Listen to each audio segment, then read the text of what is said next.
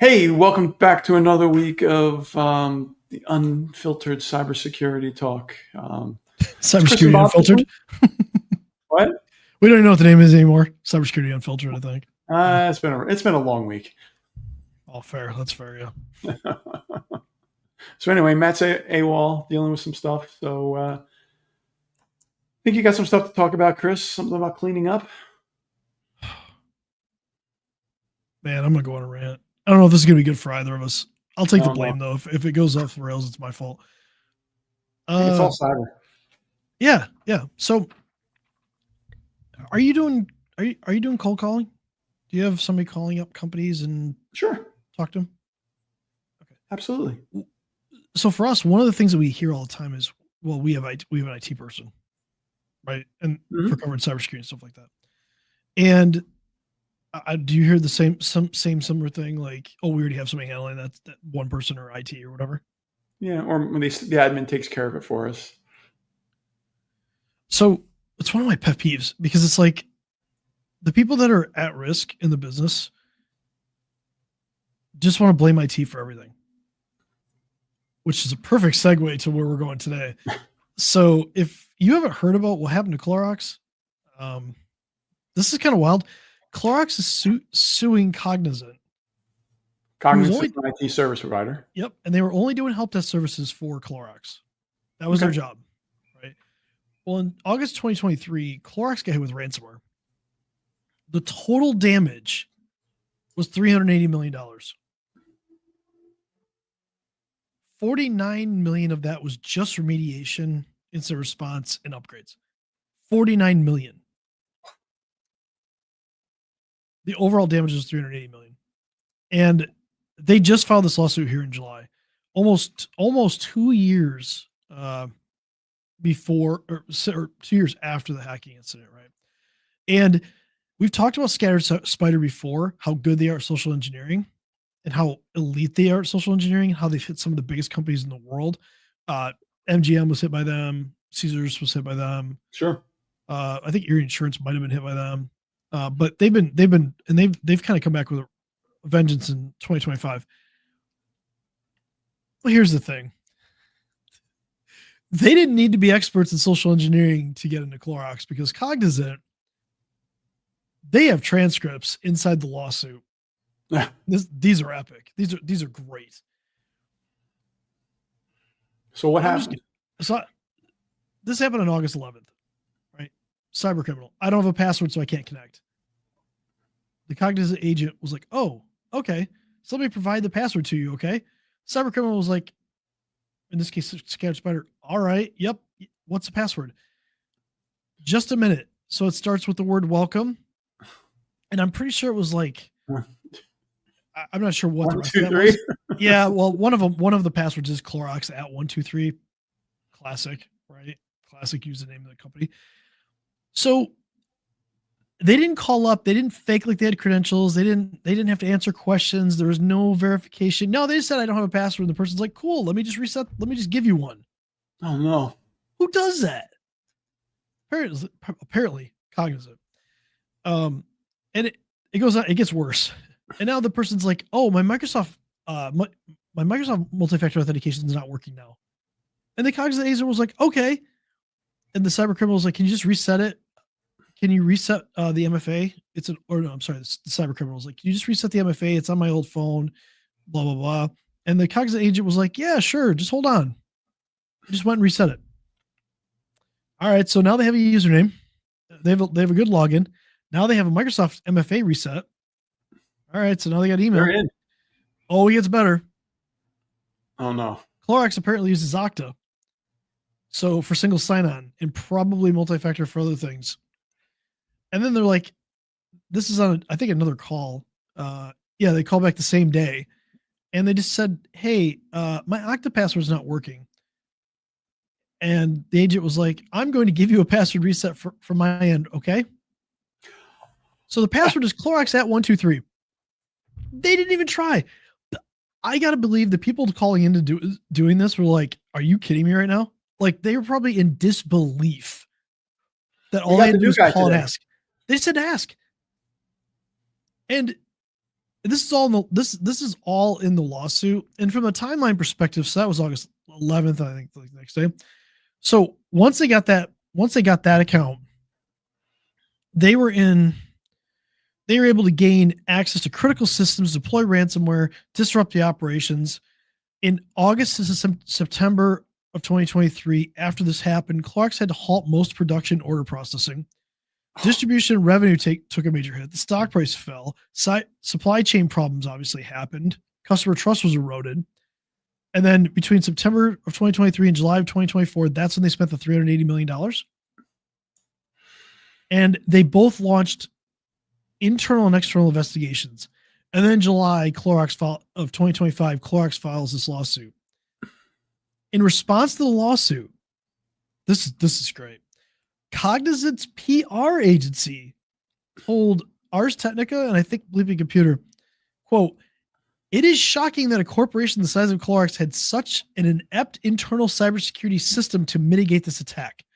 Clorox has tried to blame us for these failures, but the reality is that Clorox hired Cognizant for a narrow scope of help desk services, which Cognizant reasonably performed. Cognizant did not manage cybersecurity for Clorox," end quote. They had the keys to the kingdom. Dude, They're, they my did. God. I'm assuming the playbook for Clorox. I really hope the playbook for Clorox on how help desk is supposed to be managed had more than that. Oh yeah, here you go.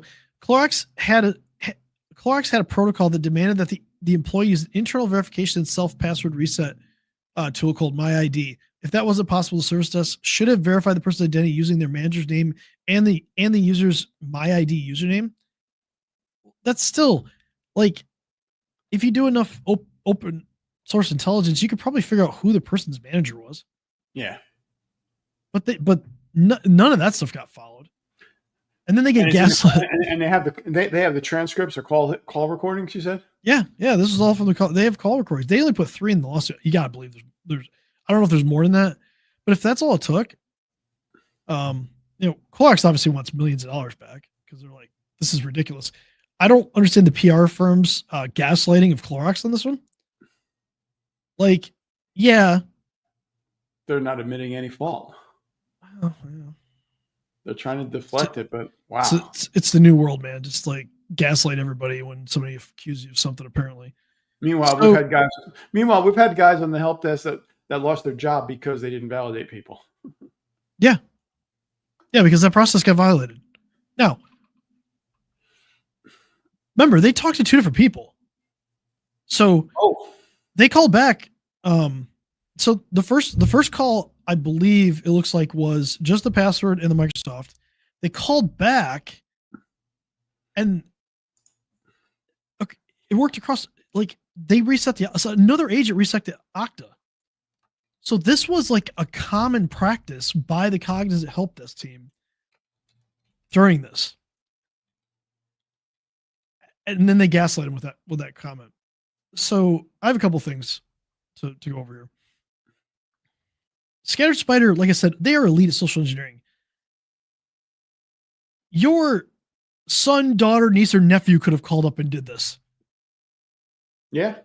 Like, all you had to know is somebody was a Clorox employee and know their email address and just say, hey, I just need my password reset. And then they reset their Microsoft Authenticate MFA. Then they reset their Okta and they're in and they have all access to everything.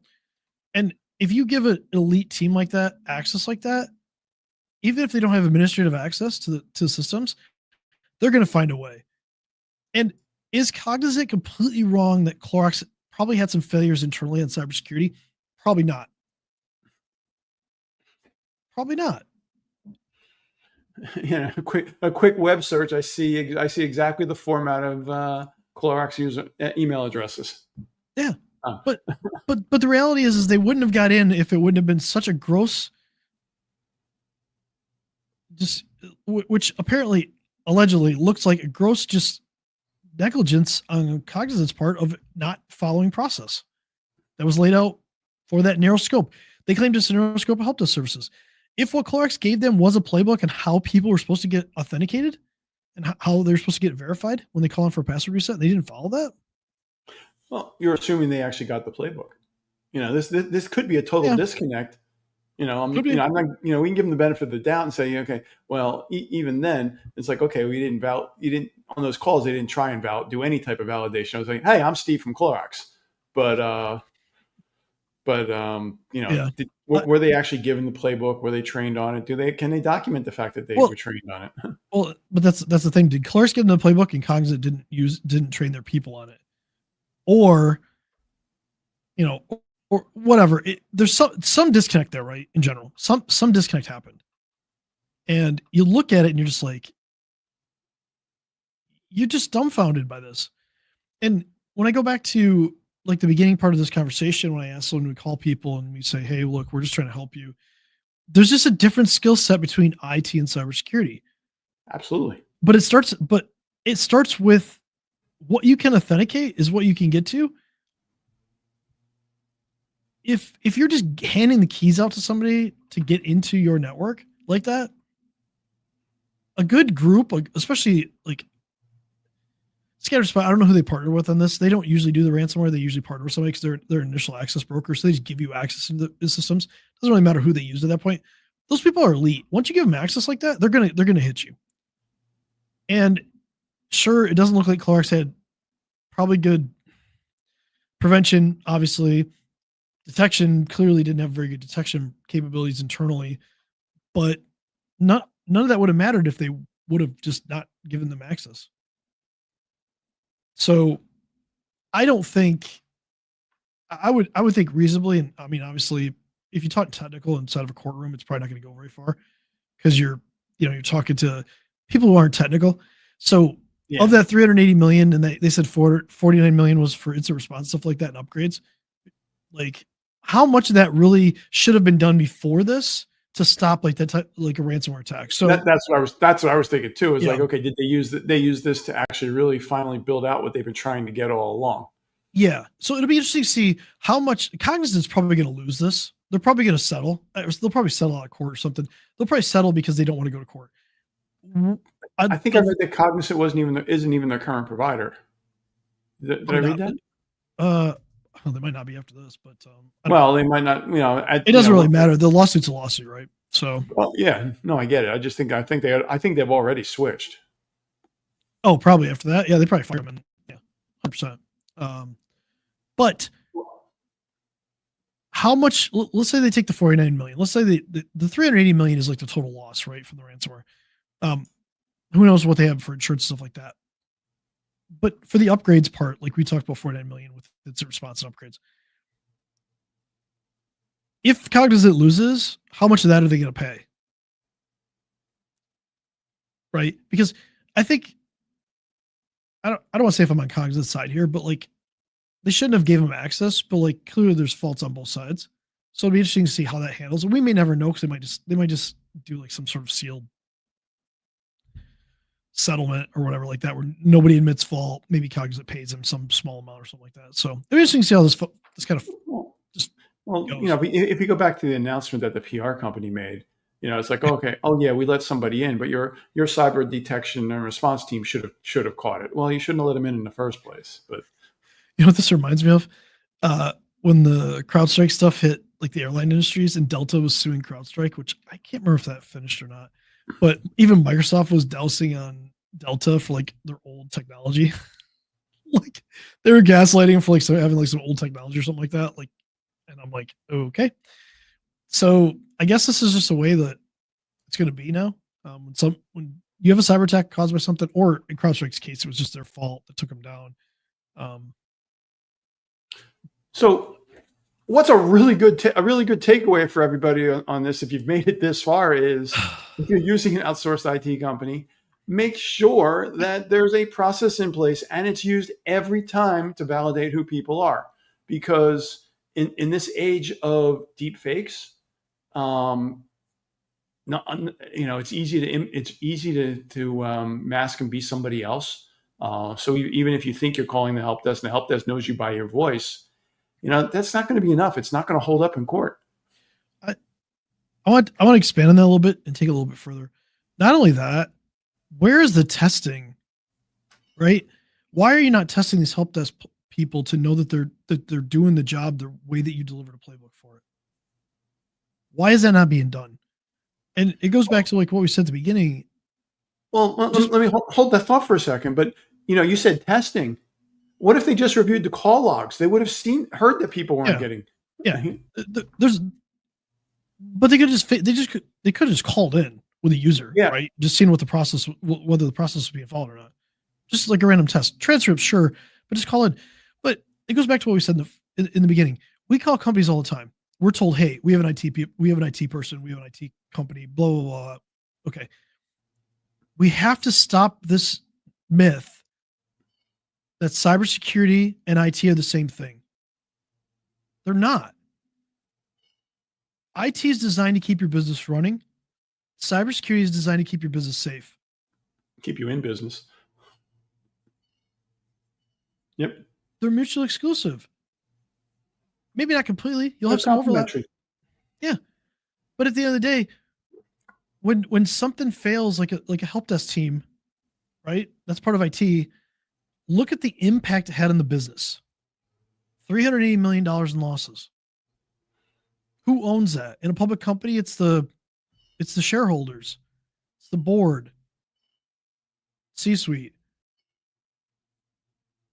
They're the ones that own the risk. Cognizant's going to lose probably, and they'll probably have to pay something. But at the end of the day, who really owns that risk? The cyber risk is owned by Clorox, not Cognizant. Sure. Yeah, think about that in your business. It sounds like Clorox didn't inspect what they expected. So yeah, Clorox failed here, and so did Cognizant. But I just want to see this fall in court.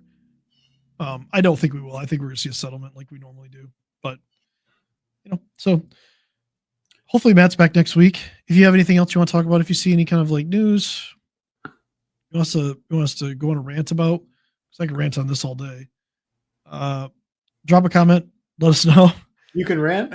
Oh, dude, I need to start ranting more. I was reading this book. I'll finish it. I was reading this book about power, and apparently ranting just makes you seem more powerful, which is really weird. That's not what I think about when I do this, but like, anyway, apparently that makes you appeal more powerful. So on that note, have a good weekend, everyone. We'll see you next week. And drop a comment if you have something that you'd like us to talk about, or want to drop something to get Chris started on a rant. We can definitely do that. Won't take much. See you next week.